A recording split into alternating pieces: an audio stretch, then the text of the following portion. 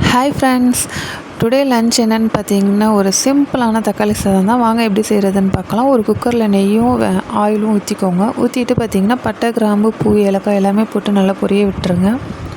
பொரிய விட்டதுக்கப்புறம் ஒரே ஒரு வெங்காயம் நீல வாக்கில் கட் பண்ணி அதையும் நல்லா வதக்கிடுங்க. வதக்கினதுக்கப்புறம் ஒரு ஸ்பூன் இஞ்சி பூண்டு பேஸ்ட் போட்டு அதையும் நல்லா வதக்கிடுங்க. இன்னும் வதக்கிட்டு 3 தக்காளி, சின்ன சைஸ் தக்காளி எடுத்து மிக்சியில் நல்லா அரைச்சிக்கோங்க. அரைச்சி அதையும் ஊற்றிக்கோங்க. ஊற்றி உப்பு போட்டு நல்லா வதக்கிடுங்க. வதக்கினதுக்கப்புறம் பார்த்திங்கன்னா மட்டன் மசாலா, பிரியாணி மசாலா இது ரெண்டுத்துலேயும் ஒவ்வொரு ஸ்பூன். உங்களுக்கு காரம் அதிகமாக வேணுன்னா கொஞ்சம் எக்ஸ்ட்ரா ஸ்பூன் சேர்த்துக்கலாம்.